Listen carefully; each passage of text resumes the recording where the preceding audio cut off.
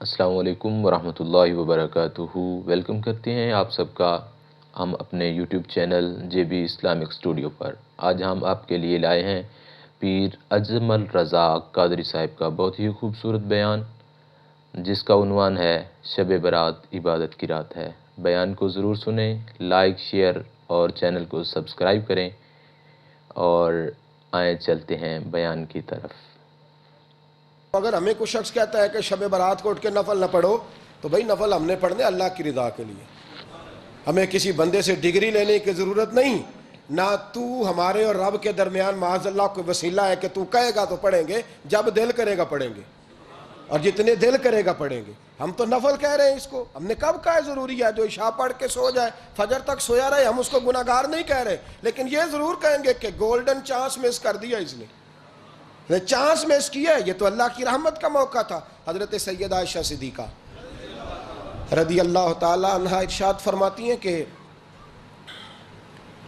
شعبان کی 15ویں رات تھی، یعنی شب برات کی رات، فرماتی ہیں شعبان کی 15ویں رات تھی، میں نے اچانک نظر ڈالی تو حضور میرے بستر میں تھے، پھر میری نظر پڑی تو حضور نہیں تھے، میرے دل میں گمان آیا، خیال آیا کہ شاید کسی اور زوجہ کی طرف حضور کا میلان طبع ہو گیا ہو، وہاں تشریف لے گئے ہوں۔ فرماتی میں اٹھی باہر گئی تو نبی کریم علیہ السلام جنت البقیع میں تھے، قریب ایک جگہ پہ حضور دعائیں مانگ رہے تھے۔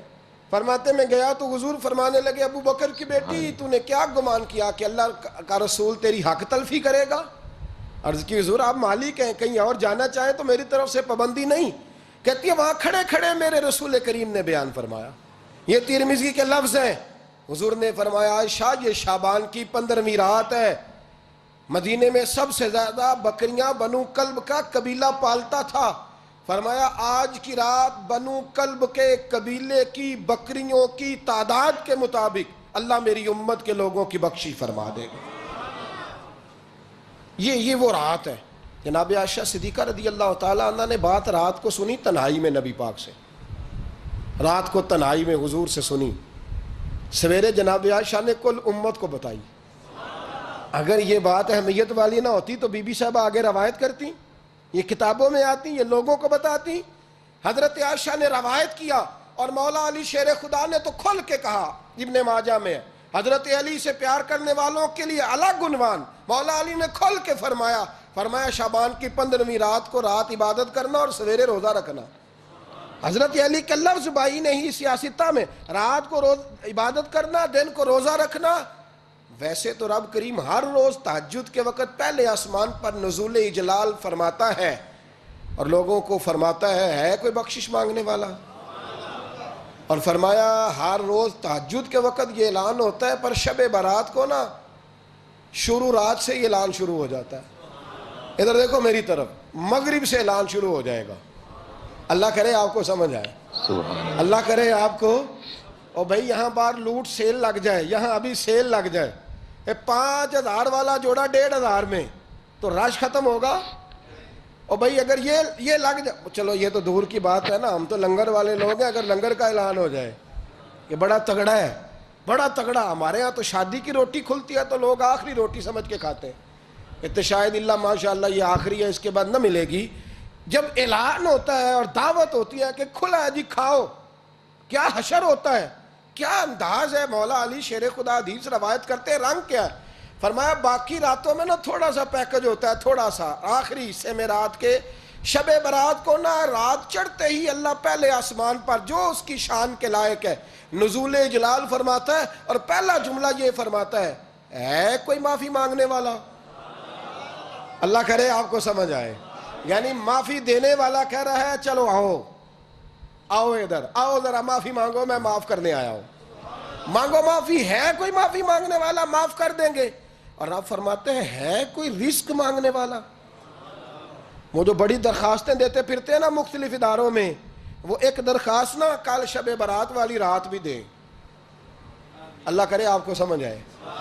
وہ جو کہتے ہیں نا بڑی بڑی کمپنیوں میں نے اپلیکیشن جمع کرائی ہے تو کہیں کام نہیں بن رہا تو نسخہ دے رہا ہوں، ایک اپلیکیشن کل رات بھی جمع کراؤ انشاءاللہ کام بن جائے گا۔ اور میں نہیں کہہ رہا، مولا علی شیر خدا فرما رہے ہیں، اور وہ خود نہیں فرما رہے، وہ نبی پاک کا فرمان نقل کر رہے ہیں۔ اور وہ رسول اللہ صلی اللہ علیہ وسلم کی بات نہیں بیان کر رہے، وہ کہتے ہیں رب فرماتا ہے کوئی روزی مانگنے والا؟ سارے سیٹھوں، نوابوں، جاگیرداروں کے پاس جا جا کے تھک گئے ہو، ایک دن میرے کہنے پر، ایک رات، ایک دیہڑی، ذرا شب برات والی لگا کے تو دیکھو۔ پر شرط یہ ہے کہ یقین کامل ہو، ارادہ یہ، مطلب اللہ معاف کرے، آپ نے ناراض نہیں ہونا، لیکن وہ ماحول اس طرح کا ہے کہ شب برات کو ایک دو ساتھی کو کہا رات کو عبادت کر کہتے جی وہ تو ٹھیک ہے پر سویرے چھٹی نہیں، کام کرنا ہے۔ یعنی رب کہہ رہا ہے کہ تو آ جا شب برات کی رات، جو مانگے گا وہ تجھے، لیکن یہ ادھر نہیں توجہ کر رہا، یہ کہتا ہے سویرے 10 بجے دکان نہ کھلی تو مشکل ہو جائے گی، دفتر نہ گیا تو حالات، آپ دیکھیں ذرا، اب جب یقین اس طرح کا ہو تو پھر تو بھائی ساری زندگی اداروں میں درخواستیں دینی ہیں، پھر آپ جیسا آپ کا مزاج ہوگا، اللہ تعالیٰ تو بندے کے گمان کے قریب ہے۔ تو میرے رسول پاک علیہ السلام نے ہمیں یہ میسج دیا، پیغام دیا، فرمائے اس رات جو اولاد مانگے گا رب اسے بھی عطا فرمائے گا، اس رات جو اللہ سے بخشش مانگے گا اللہ اسے بھی دے گا، اس رات جو رب کریم سے عزت مانگے گا اللہ اسے بھی عطا کرے گا۔ شارحین نے لکھا اس رات جو رب سے پردہ پوشی مانگے گا اللہ اسے پردہ پوشی بھی عطا سبحان کرے گا، اللہ۔ جو جنت کا سوالی ہوگا رب اپنے فضل سے عطا فرمائے گا۔ کوشش فرمائیں، کوشش فرمائیں۔ 10 محرم کو ہمارے ہاں لوگ جاتے ہیں قبرستان، وہ کسی حدیث سے ثابت نہیں، میں منع نہیں کر رہا، جائیں، 9 محرم کو جائیں، 10 کو جائیں، 11 کو جائیں، 8 کو جائیں، سفر میں جائیں، ربیع الاول میں جائیں، قبرستان میں جب بھی جائیں، منع نہیں ہے، لیکن شب برات والی رات تو خود رسول کریم گئے ہیں نا قبرستان۔ اب جو بات میں نے سمجھانی ہے اس کو سمجھیں، نبی پاک کی والدہ کا مزار نہیں ہے وہاں جنت البقیع میں، حضور کے کو بھائی بہن، حضور کیا کرنے گئے؟ امت کی بخشش کے لیے گئے۔ شب برات کی رات لالچی نہ بنے کہ صرف میں نے اپنے لیے روزی مانگنی ہے، کل امت کے لیے مانگے، رب کریم سے مانگے، اپنے بھائی کے لیے مانگے، اپنی بہن کے لیے مانگے، اپنے بیٹے کے لیے مانگے، اپنی بیٹی کے لیے مانگے، اللہ کریم یہ مانگنے کی رات ہے۔ پچھلی راتی رحمت رب دی کرے بلند آوازہ، بخشش منگن واریاں کارن کھلا جے دروازہ، آئیں اللہ کی بارگاہ میں اس رات کو کھل کے دعا مانگیں۔ قبرستانوں میں نا کچھ قبریں ایسی ہیں کہ جو بتاتی ہیں کہ سالوں بیت گئے ہیں کوئی آیا نہیں، کچھ قبریں بتاتی ہیں، اور کچھ بڑے قبرستان بڑے شہروں میں ایسے بھی ہیں کہ جن کا گورکن کہتا ہے کہ مجھے کمیٹی نے کہہ دیا ہے جہاں 4-5 سال کوئی نہ آئے وہاں نئی قبر بنا دیا کرو، وہاں نئی قبر بن جاتی ہے معاذ اللہ۔ او بھائی کچھ ہیں ایسے، کچھ ہیں، یہ جائیں نا اکبر بادشاہ یہاں لیٹا ہے لاہور میں، تو شعر لکھا ہوا ہے، بر مزارے ماں غریباں نے گلے پروانہ سوزز نے صدائے بلبلے، فارسی کا مقولہ لکھا ہے اس کی قبر پہ، کہتا ہے میں وہ غریب ہوں، اعلیٰ بادشاہ ہے مقبرے میں لیٹا ہے، کہتا ہے میں وہ غریب ہوں کہ نہ یہاں کوئی پروانہ آتا ہے نہ بلبل آ کے گیت گاتی، کوئی آتا ہی نہیں، کوئی فاتحہ نہیں پڑھتا، کوئی فاتحہ نہیں پڑھتا۔ او بھائی کئی قبریں ایسی ہیں جن پہ سالوں بیت گئے کوئی لوٹا نہیں۔ اور مشکات میں حدیث ہے، میرے نبی کریم علیہ السلام نے فرمایا جو قبر میں ہوتا ہے وہ تو اس آدمی کی طرح ہے جو دریا میں ڈوب رہا ہے اور وہ انتظار کر رہا ہے کہ میرا بیٹا میرے لیے دعا مانگے، میری بیٹی دعا مانگے، پر بیٹے کو تو 27 سال ہو گئے، ملک سے باہر ہے، کاغذ بنے گے تو ابے کی قبر پہ آئے گا نا، اس کے تو کاغذات ہی نہیں مکمل ہو رہے، وہ بیٹے کو تو مشکل ہے بڑی، وہ تو کاغذات نہیں بن رہے، وہ تو دولت کا مطالبہ پورا ہوگا تو جبھی وہ کام ہوگا نا۔ انتظار ہو رہا ہے قبروں میں میرا بیٹا دعا کرے، میرا بھائی دعا کرے، اور اگر بچہ دفن ہے تو وہ کہتا ہے میری ماں دعا کرے، میرا باپ دعا کرے۔ کوشش کریں شب برات بعد از مغرب یہ رواج پیدا کریں، یہ رسول اللہ کا طریقہ ہے صلی اللہ علیہ وسلم، قبرستان میں جائیں اور جا کر کے وہاں اللہ تبارک و تعالیٰ سے دعا مانگیں کہ یا اللہ جو اس قبرستان میں لیٹے ہیں وہ بھی، اور جو آج تک کلمہ پڑھنے والے دنیا سے گئے وہ بھی، اور جو قیامت تک جائیں گے وہ بھی، اے اللہ تو سب کی بخشش فرما دے۔ اللہ کی رحمت کو محدود نہ کریں کہ صرف مجھے بخش دے، اسے کہیں یا اللہ کل کی بخشش فرما۔ ساری امت کے لیے دعا کریں، شب برات کی رات نفل پڑھیں۔ ہمارے ہاں محفل ہوتی ہے ہر سال الحمدللہ، بڑے شوق سے، بڑا خوبصورت ہم اہتمام کرتے ہیں، لیکن میں اکثر دوستوں سے کہا کرتا ہوں کہ جن کو اکیلے میں نفل پڑھنے میں مزہ آئے وہ اکیلے میں پڑھیں. کتنی کھلی بات کر رہا ہوں. میں پابند نہیں کر رہا کہ آپ یہاں آئیں گے محفل میں آئیں گے ضروری ہے. بھئی آپ کو اکیلے میں مزہ آتا ہے نا. کچھ لوگ تنہائی میں ہو تو دل زیادہ لگتا ہے, وہ تنہائی میں کریں اللہ اللہ کوئی عرض نہیں. لیکن کچھ ایسے ہیں کہ نعت سنتے ہیں تو دل نرم ہوتا ہے, تقریر سنتے ہیں تو دل نرم ہوتا ہے. تو جن کا اس طرح نرم ہوتا ہے وہ مسجد میں آئے, بات سنیں. کچھ کو سب کے بیچ بیٹھ کے رونا آتا ہے. حضرت سعدی شیرازی فرمایا کرتے تھے کچھ لوگوں کے آنسو مجھے رلا جاتے ہیں. فرماتے ہیں کچھ کی آنکھیں دیکھ کے رو پڑتا ہوں, لہٰذا میں جب بھی ذکر کرتا ہوں محفلوں میں بیٹھ کے کرتا ہوں. تنہائیوں میں مجھ سے نہیں ہوتا, تو جس سے نہیں ہوتا وہ آئے نا, مسجد میں آئے, رات عبادت کریں. کل مغرب سے پہلے پہلے کام سمیٹ لیں سارے, اور مغرب کے بعد یہ رات شروع ہوگی, مغرب کے بعد ایک چھٹی کر لو اللہ رسول کے لیے. کر لیں گے انشاءاللہ تعالی ایک چھٹی. اور توبہ کی رات ہے, یہ توبہ کرنی ہے. توبہ کس کو کہتے ہیں؟ توبہ کا معنی ہے پچھلے گناہ پر پچھتانا, شرمسار ہونا. کہتے نہیں اے کاش میں نہ کرتا, اور وہ لفظوں میں نہیں جملوں میں نہیں, توبہ رٹی رٹائی نہیں, شرمسار ہونا اور آئندہ گناہ نہ کرنے کا پکا ارادہ کرنا, اس کا نام توبہ ہے. دیکھیں اللہ تعالیٰ فضل کرے, میں نے پچھلے سال کہا تھا پھر کہتا ہوں, مسجدوں سے نا شب برات کی رات, شب قدر کی رات چیخوں کی آوازیں آتی ہیں, لوگ اتنا روتے ہیں نا. رونا چاہیے, کم روتے ہیں زیادہ رونا چاہیے. لیکن سوال یہ ہے کہ اتنا زیادہ لوگ شب برات کی رات روتے ہیں, کیا پھر سویرے بددیانتی ختم ہو جاتی ہے؟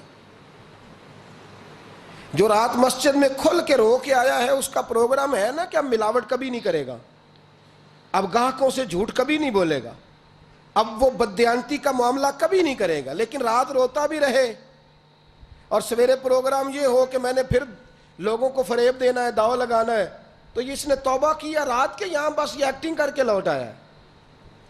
یعنی بڑی سجا بنا کر کے سوار کر کے رات توبہ کی. کیا مطلب ہے توبہ کا؟ کہ توبہ آپ نے کی. حضرت حسن بصری سے کسی نے کہا توبہ کیا ہے؟ فرمانے لگے توبہ یہ ہے کہ جس گلی سے رب نے تجھے منع کیا ہے دوبارہ پھر تو اس گلی میں نظر نہ آئے, تو نظر ہی نہ آئے. اور جس جگہ جانے کا رب نے تجھے حکم دیا ہے پھر تو دوبارہ وہاں سے غیر حاضر نہ ہو. اگر یہ پروگرام ہی نہیں, ارادہ ہی نہیں. بچے ایک دو مجھے کہنے لگے کل حضرت صاحب توبہ کے موضوع پر ہم نے گفتگو کرنی ہے, تو کوئی باپ بتائے کہاں پہ ہے. کچھ بچے شاگرد ہیں, کچھ مسجدوں میں جمعہ پڑھاتے ہیں. ایک نے مجھ سے کہا, تو میں نے کہا بیٹے پہلے مسجد میں جاؤ, 2 نفل پڑھو, توبہ کرو, توبہ کا ارادہ بناؤ. یہ رسم نہیں ہے. وہ نعت خواں بھی تو توبہ کر لینا جو شب برات کے دن لوگوں کو توبہ کرانے آیا ہے اور 25,000 کا سودا کر کے آیا ہے. تو آج اس کام سے تو توبہ کرنا, یہ نوٹ پھکوانے سے تو توبہ کرنا. یہ رسم ہے. ساری رات توبہ توبہ توبہ توبہ, یہ کیا معنی ہے اس کا؟ کیا مطلب کریں؟ امام غزالی فرماتے ہیں کہ ایک آدمی بادشاہ کا گارڈ تھا, سپاہی تھا, اس کا پہرے دار تھا, نگرانی کرتا تھا, بڑی وفاداری سے نوکری کرتا رہا. بادشاہ نے اسے تنخواہ کے علاوہ بھی بڑا نوازا. اسے بادشاہ نے بڑے الاؤنسز دیے, بادشاہ نے بڑا کچھ دیا, مکان دیا. کچھ سالوں کے بعد بادشاہ کو پتا چلا کہ یہ میرے لیے نہیں آتا تھا, اس کی تو میری کنیز پر نظر تھی, اس نے تو رات کی ڈیوٹی اس لیے لگوائی تھی کہ کنیز پر نظر تھی. تو امام فرماتے ہیں کہ بتاؤ پھر وہ بادشاہ اس کے ساتھ کیا سلوک کرے گا؟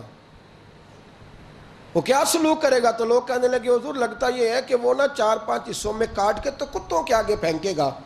آپ فرمانے لگے میرا رب تو بڑا ہی کریم ہے, وہ تو ایسے نہیں کرتا. لیکن بتلاؤ اگر اسے پتا چلے کہ یہ رسم کے لیے آیا ہے, اس کی تو نظر ہی مال پہ ہے, یہ تو سویرے بدلے گا نہیں, یہ تو دھوکہ دے رہا ہے, یہ تو توبہ کرنے آیا ہی نہیں, اس نے تو ڈھونگ رچایا ہے, اسے تو پہلے سے خبر ہے, تو پھر تم کیا امید رکھتے ہو؟ پھر کیا رویہ رکھتے ہو؟ شب برات کی رات دھاڑے مار مار کے رونا اور صبح اسی طرح دھوکہ دینا, اسی طرح فریب کرنا, اسی طرح جھوٹ بولنا, اسی طرح بددیانتی کرنا, اسی طرح لوگوں کو لوٹنا. تو یہ رسم نہیں ہے توبہ. توبہ تو بدل جانے کا نام ہے, توبہ تو پھر سنور جانے کا نام ہے. توبہ تو اس طرح ہے جس طرح حضرت ابراہیم ابن ادھم نے کی تھی. وقت کے بادشاہ تھے بادشاہ, جب توبہ کی تو پھر ہر چیز چھوڑ دی, پھر مال لوگوں میں بانٹ دیا اور پھر ٹاٹ کا لباس پہن کر زندگی گزاری. لوگوں نے کہا حضور یہ تبدیلی ہے. فرمایا تبدیلی نہیں، یہ میری توبہ ہے، یہ میری توبہ ہے۔ جب توبہ کی تو پھر بدل کے کی، جب توبہ کی تو پھر تبدیل کیا آپ نے۔ یہ کیا توبہ ہوئی؟ ساری رات روتے رہے، سویرے دکان پہ جا کے پھر قسم اٹھائی کہ مجھے تو پڑتا ہی 11,000 کا ہے، یہ توبہ ہے؟ تو آپ نے اور میں نے توبہ کرنی ہے تو انشاءاللہ تعالیٰ اس طرح کرنی ہے کہ پھر 15ویں شعبان کو بدل جائے۔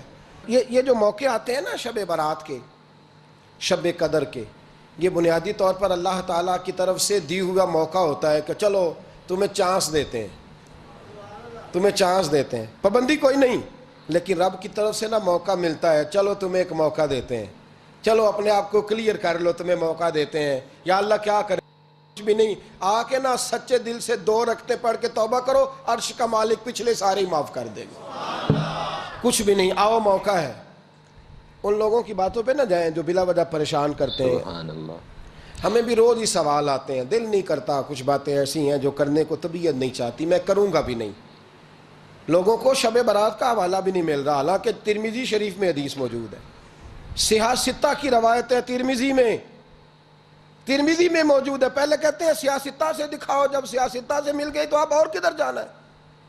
اور ابن ماجہ میں موجود ہے مولا علی کی روایت، اور ذرا ترتیب دیکھیے گا، یہ ترمذی کی حدیث ہے، اور امام ترمذی نے تو پورا باب باندھا ہے 15ویں شعبان پر، پورا باب۔